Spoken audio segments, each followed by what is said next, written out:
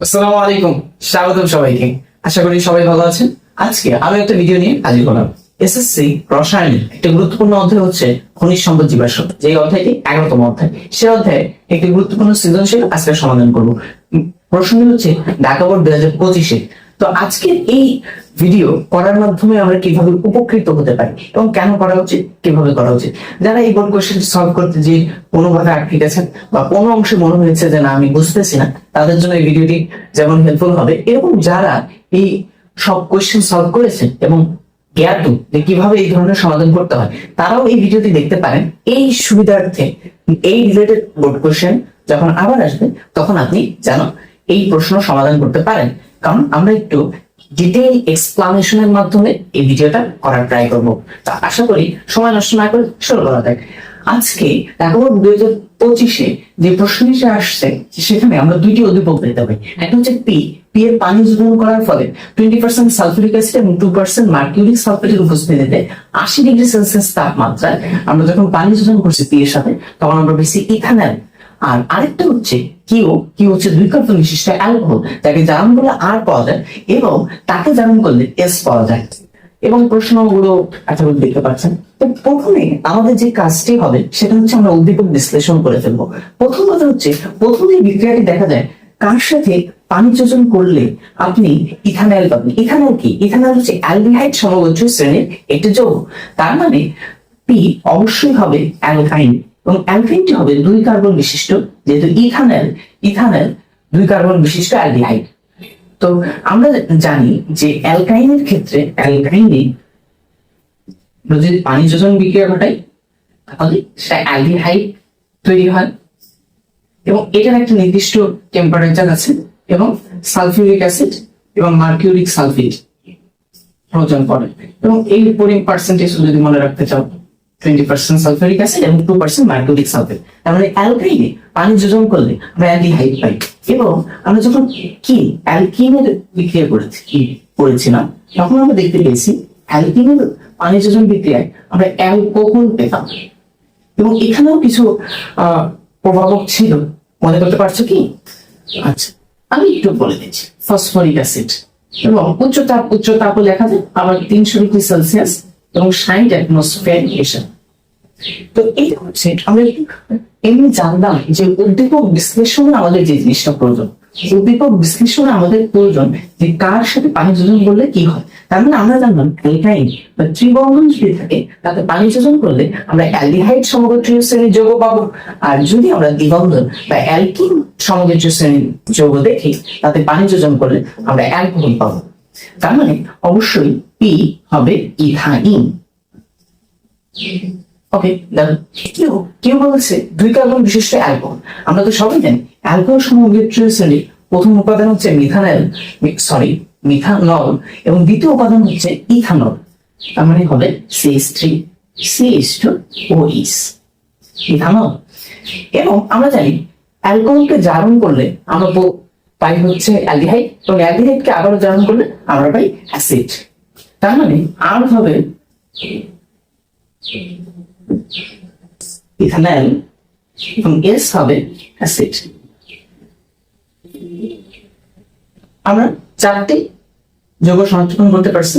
এই আমাদের ক এবং গ নাম্বার সমাধানে খুব গুরুত্বপূর্ণ একটা ভূমিকা পালন করবে। এখন আসি আমরা ক নাম্বার কি বলছি, ভর সংখ্যা কাকে বলে। আচ্ছা, এটা হচ্ছে 3য় অধ্যায়ের একটা প্রশ্ন। তো আমাদের ভর সংখ্যা কাকে বলে? কোন পরমাণুর নিউক্লিয়াসে উপস্থিত প্রোটন এবং নিউট্রন সংখ্যার সমষ্টিকে ভর সংখ্যা বলে। একটা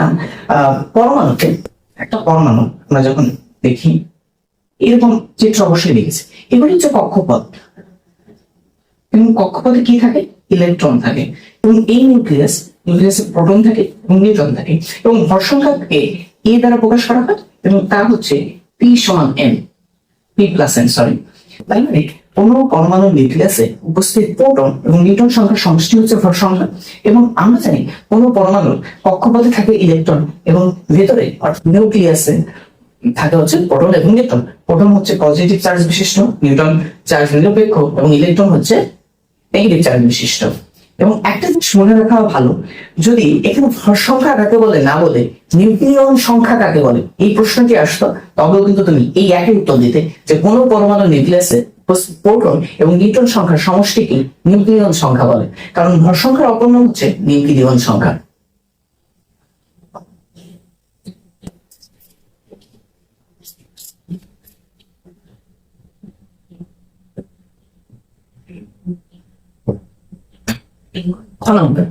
আমাদের দেশের মোলার আয়তন কত? প্রথম কথা হচ্ছে, এটা হচ্ছে ষষ্ঠ অধ্যায়ের একটা প্রশ্ন। তো আমাকে প্রথম জানতে হবে মোলার আয়তন কি। মোলার আয়তন বা মোলার ভলিউম সেটা নির্দেশ করে কি? কোন গ্যাসের অবস্থায় 1 মোল গ্যাসীয় পদার্থ যে পরিমাণ আয়তন দখল করে তাই হচ্ছে মোলার আয়তন। তার মানে এখানে একটা পয়েন্ট অফ বিষয় হচ্ছে গ্যাস অবস্থায় হতে হবে এবং 1 মোল হতে হবে।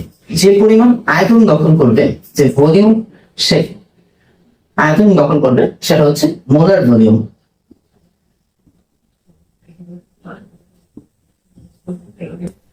মজার বিষয় হচ্ছে এই মোলার ভলিউম কিন্তু গ্যাসের প্রকৃতির উপর নির্ভর করে না, তা নির্ভর করে শুধুমাত্র তাপমাত্রা এবং চাপের উপর। যেমন ধরো, আমি যদি বলি 1 মোল কার্বন ডাই অক্সাইড, 1 মোল কার্বন ডাই অক্সাইডের মোলার আয়তন কত? STP 22.4 litre. আমরা যদি বলি 1 মোল নাইট্রোজেন গ্যাসের মোলার আয়তন কত? সেটাও 22.4 লিটার, এবং it must be in STP। এটা STP কে দিতে হবে। তো STP কি? STP হচ্ছে 0 ডিগ্রি সেন্টিগ্রেড এবং 1 অ্যাটমসফিয়ারিক প্রেসার, 1 বায়ুমণ্ডলীয় চাপ।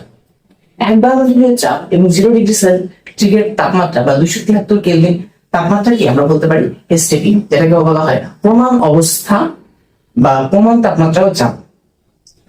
এবং এই মোলার আয়তন STP তে 22.4 লিটার হয়। এটা নির্ভর করে না যে সেটা কি এক পারমাণবিক গ্যাস বা হিলিয়াম, নাকি হাইড্রোজেন দ্বিপারমাণবিক গ্যাস, কিংবা কার্বন ডাই অক্সাইড বহু পারমাণবিক গ্যাস। এটা কারোর উপর নির্ভর করে না, এটা জাস্ট নির্ভর করে টেম্পারেচারের উপর এবং চাপের উপর, মানে তাপমাত্রা এবং চাপের উপর নির্ভর করে মোলার আয়তনটা। এবং তার মানে এখানে আমি এই প্রশ্নের উত্তরটা কি লিখবো? আগামী ইংলিশে মোলার আয়তন কত? যেহেতু অনুধাবনমূলক কোয়েশ্চেন, আমাকে 2টি প্যারায় লিখতে হবে। প্রথম প্যারায় তুমি সংজ্ঞা দেবে মোলার আয়তন কাকে বলে। তুমি বলবে 1 মোল গ্যাসীয় পদার্থ যে আয়তন দখল করে, নির্দিষ্ট তাপমাত্রায় লিখতে পারো, নির্দিষ্ট তাপমাত্রায় 1 মোল গ্যাসীয় পদার্থ যে পরিমাণ আয়তন দখল করে তাকে মোলার আয়তন বলে। শেষ হলো। দ্বিতীয় প্যারায় তুমি লিখবা অ্যামোনিয়া একটি গ্যাস পদার্থে 1 মোল অ্যামোনিয়া গ্যাস যে পরিমাণ আয়তন দখল করে সেটাই হচ্ছে অ্যামোনিয়া গ্যাসের মোলার আয়তন। STP তে এটি 22.4 লিটার এবং মোলার আয়তন তাপমাত্রা এবং চাপের উপর শুধু নির্ভর করে, গ্যাসের প্রকৃতির উপর নির্ভর করে না। এই কথা লিখে দিলে 2 পেয়ে যাবে। 12 নম্বর প্রশ্ন, পি যৌগ কোনটি? আমরা অলরেডি বলেছি পি যৌগ হচ্ছে ইথাইন। তো পি এর অসম্পৃক্ততার প্রমাণ পরীক্ষা সহ দেখাবো। তার মানে এখন আমাদেরকে দেখতে হবে অসম্পৃক্ততার পরীক্ষা। আমরা অসম্পৃক্ততার পরীক্ষা 2টা পাই। অসম্পৃক্ততার পরীক্ষা আমরা 2 ভাবে কোন যৌগ সম্পৃক্ত নাকি অসম্পৃক্ত তা নির্ণয় করতে পারি। একটা হচ্ছে বেয়ার টেস্টের মাধ্যমে, আরেকটা হচ্ছে ব্রোমিন দ্রবণ বিকারক ব্যবহার করে। এই 2টি বিকারকের মাধ্যমে আমরা অসম্পৃক্ততার পরীক্ষা করতে পারি। তো সবচেয়ে সহজ হচ্ছে অ্যালকাইনের ক্ষেত্রে ব্রোমিন দ্রবণ বিকারকের মাধ্যমে অসম্পৃক্ত কিনা তা নির্ণয় করা। কোন যৌগে যদি পাই বন্ধনের উপস্থিতি থাকে তাহলে যৌগটি হচ্ছে অসম্পৃক্ত যৌগ, আর কোন যৌগে যদি শুধুমাত্র সিগমা বন্ধন থাকে তাহলে সে যৌগটি সম্পৃক্ত যৌগ। শুধুমাত্র কার্বন কার্বন বন্ধনে সিগমা বন্ধন থাকে এবং যখন সেটা দ্বিবন্ধন হয় তখন একটা সিগমা একটা পাইপ হয়। যখন কার্বন কার্বন ত্রিবন্ধন হয় একটা সিগমা 2টা পাইপ হয়। এবং মনে রাখা ভালো, পাই বন্ধন তুলনামূলক দুর্বল বন্ধন এবং সিগমা বন্ধন হচ্ছে শক্তিশালী বন্ধন। তো পাই বন্ধন দুর্বল বন্ধন হওয়াতে যখন কোন যৌগে মানে অসম্পৃক্ত যৌগে তো পাই বন্ধনের উপস্থিতি থাকবে, তো যখন পাই বন্ধন উপস্থিত থাকে তখন সেটি সহজেই সংযোজন বিক্রিয়া অংশগ্রহণ করে। কিভাবে সংযোজন বিক্রিয়া অংশগ্রহণ করে? কারণ এরা অতটা স্থায়ী বা সুস্থিত না হয় না, এই কারণে পাই বন্ধন দুর্বল হয়। সিগমার তুলনায় পাই বন্ধন দুর্বল, পাই বন্ধন ভেঙে গিয়ে এরা সংযোজন বিক্রিয়ায় অংশগ্রহণ করে। তা আমরা এই প্রশ্নটা যখন লিখবো তখন আমরা বলবো ইথাইন। পি এর অসম্পৃক্ততা প্রথম বলবা পি হচ্ছে ইথাইন, এটা হচ্ছে তোমার ফার্স্ট প্যারায় থাকবে। দ্বিতীয় প্যারায় তুমি বলতে হবে যে ইথাইন এই বিক্রিয়াটা দেখাবা ব্রোমিনের সাথে বিক্রিয়া, এবং এটা CCl4 তুমি দিতেও পারো, নাও দিতে পারো, কারণ CCl4 ইউজ করা নিষ্ক্রিয় করার জন্য, নিষ্ক্রিয় দ্রাবক রূপে। এখানে হচ্ছে আমাদের বইতে মানে এসএসসির বইতে CCl4 দেওয়া হয় না, কিন্তু যখন আমরা দ্রবণ তৈরি করি অবশ্যই দ্রবণে দ্রব প্লাস দ্রাবক লাগে। তো আমরা ব্রোমিন যখন নিব তখন আমাদেরকে হয় ব্রোমিনের সাথে পানি নিতে হবে দ্রাবক হিসাবে, অথবা ব্রোমিনের সাথে CCl4 নিতে হবে। এই দুই ভাবে আমরা ব্রোমিন দ্রবণ তৈরি করতে পারি। ঠিক আছে, তো যে কোনো একটা দেখানো ভালো। এবং আমাদের ক্ষেত্রে আমাদের বইতে যেটা লেখে সেটা ব্রোমিন প্লাস CCl4 এর বিক্রিয়াটা লেখে, কিন্তু CCl4 উল্লেখ করা হয়। পদ হিসেবে তৈরি হবে, এটা 2 মোল হবে CHBr2, CHBr2, এটা হবে 1122 টেট্রাব্রোমো ইথেন। এবং আমরা কিভাবে বুঝবো যে এটা অসম্পৃক্ত যৌগ? কারণ ব্রোমিন দ্রবণের রং হয় হচ্ছে লালচে বাদামি,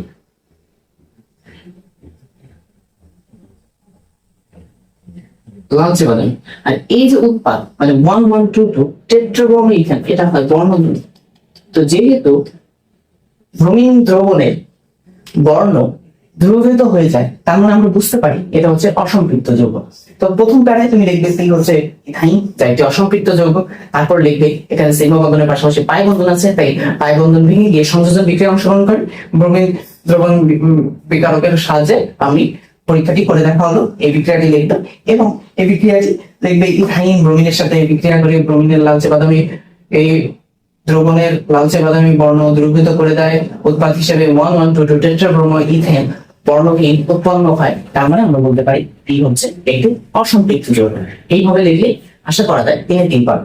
এখন একটা প্রশ্ন থাকে সবসময় যে আমরা কি বেয়ারের পরীক্ষার মাধ্যমে দেখাইতে পারি কিনা।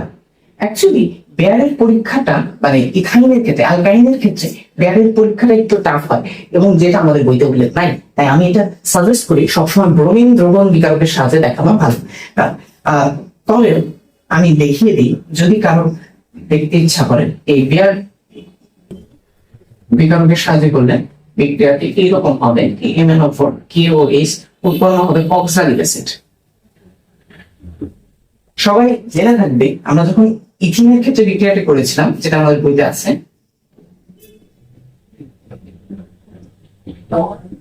আচ্ছা, তোমরা প্রভাবক হিসেবে KMnO4 KOH কেন দেখছো জানো? মনে রাখবে বেয়ার বিকারকে, বেয়ার বিকারক কাকে বলে? Potassium permanganate KMnO4। Potassium permanganate ঠান্ডা, মানে ঠান্ডা টেম্পারেচার কম থাকতে হবে, ঠান্ডা ঠান্ডা ক্ষারীয়, ঠান্ডা ক্ষারীয় এবং আরো একটা বৈশিষ্ট্য থাকে, তাহলেই এটা বিয়ার বিকারক হবে। এক হচ্ছে পটাশিয়াম পারম্যাঙ্গানেটের হইতে হবে, 2 হচ্ছে ঠান্ডা হইতে হবে, 3 হচ্ছে লৌহ হইতে হবে এবং 4 হচ্ছে ক্ষারীয় হইতে হবে। ক্ষারীয় আমরা কয়েকভাবে করতে পারি, পটাশিয়াম হাইড্রোক্সাইড ইউজ করতে পারি, সোডিয়াম হাইড্রোক্সাইড ইউজ করতে পারি, সোডিয়াম কার্বনেট ইউজ করতে পারি। এগুলো ইউজ করে আমরা ক্ষারীয় দ্রবণ তৈরি করতে পারি। এই বিক্রিয়া উৎপন্ন হতো CH2OH, যেটাকে আমরা বলতাম ইথিলিন গ্লাইকল।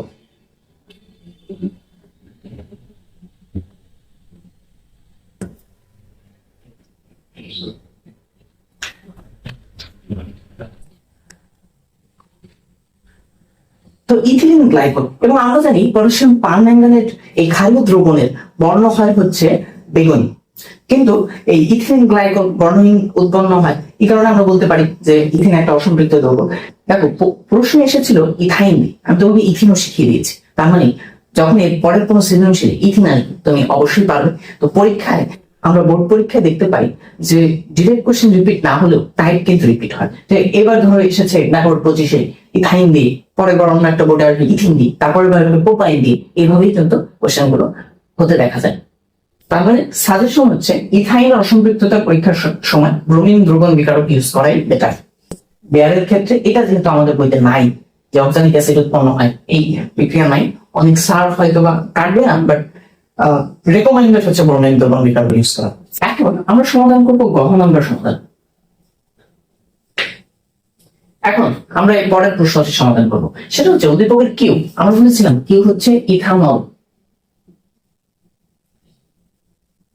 কিউ থেকে পলিমার মানে আমাদের একটা পলিমার উৎপন্ন করতে হবে এবং আর ছিল অ্যালডিহাইড ইথানল এবং এস হচ্ছে ইথানোয়িক অ্যাসিড। তো অ্যাসিড থেকে এস্টার প্রস্তুত করতে হবে, তার মানে আমাদের এস্টারিফিকেশন বিক্রিয়া দেখাইতে হবে। এবং প্রথমটা হচ্ছে কিউ থেকে পলিমার। তো কিউ হচ্ছে ইথানল, তো ইথানল থেকে ডিরেক্ট কোনো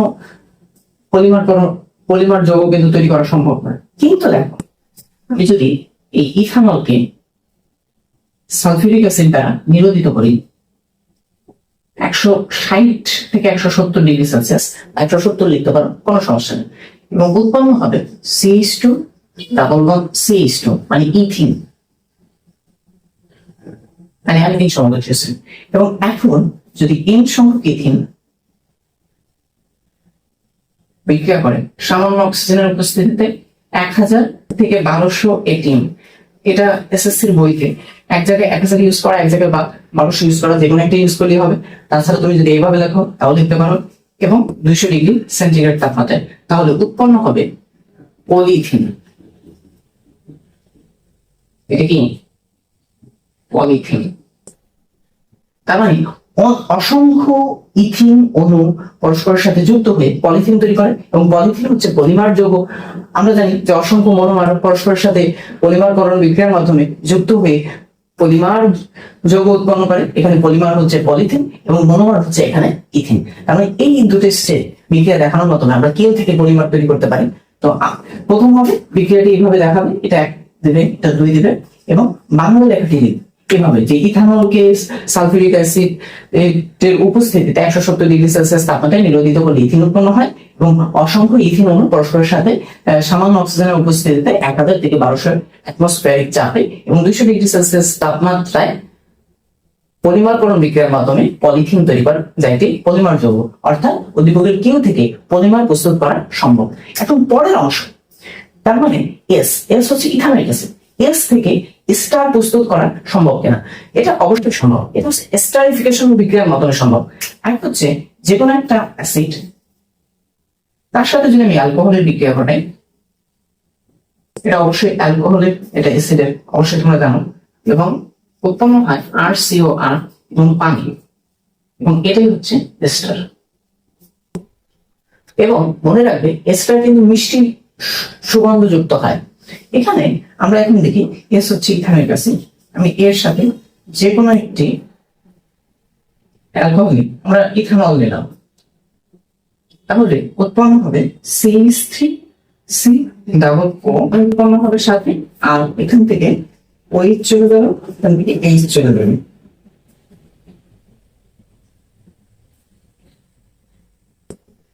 H, আর এখান থেকে OH, সরি এখান থেকে OH যাবে, আর এখান থেকে H, O CH2 CH3। আচ্ছা, এটা কি অ্যাসিড, এবং এটা কিন্তু একটা বেস। তার মানে নর্মাল অ্যাসিড বেস রিঅ্যাকশন হবে, কিন্তু এটা বড় হবে। নর্মালি অ্যাসিড কি করে, আমি একটু ছোট করে একটু দেখিয়ে দিই।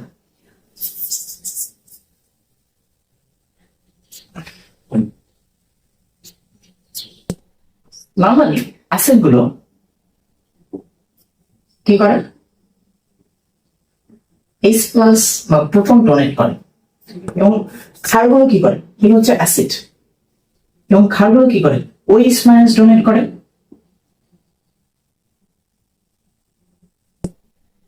অ্যাসিড কি করে H+ ডোনেট করে বা প্রোটন ডোনেট করে, বেস কি করে OH- ডোনেট করে। তো সেই কিন্তু অ্যাস্টারিফিকেশন বিক্রিয়া কিন্তু কোনো সাধারণ প্রশমন বিক্রিয়া নয়।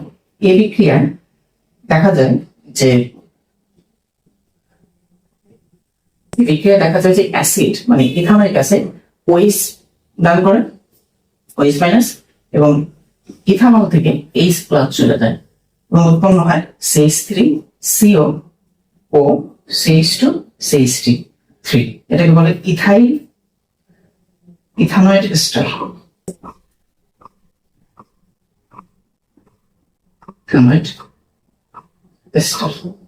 এর সাথে পানি উৎপন্ন হয়। এবং মনে রাখতে হবে এখানে কিন্তু প্রভাব হিসেবে হয় তুমি ড্রাই HCl ব্যবহার করতে পারো, মানে শুষ্ক হাইড্রোক্লোরিক অ্যাসিড, অথবা কনসেন্ট্রেটেড সালফিউরিক অ্যাসিড, মানে এটা অবশ্যই অ্যাসিডিক মাধ্যমে এই বিক্রিয়াটি ঘটাতে হবে। তার মানে আমরা প্রশ্ন সমাধানের মাধ্যমে কি বলতে পারি, উদ্দীপকের কিউ অর্থাৎ অ্যালকোহল ইথানল থেকে পলিমার উৎপাদন করা সম্ভব, অবশ্যই সম্ভব। এবং এস হচ্ছে ইথানিক অ্যাসিড, যা থেকে এস্টার প্রস্তুত করা সম্ভব এবং সমীকরণ সহ দেখানো হয়েছে। এবং এটা কিন্তু তুমি লিখবে না, এটা কিন্তু তোমাকে বোঝানোর সুবিধার্থে বলা হয়েছে। এই বিক্রিয়াটি দিয়ে দিলে স্টারিফিকেশন বিক্রিয়া হয়ে যাবে এবং আশা করি ফুল মার্কস পাওয়া যাবে।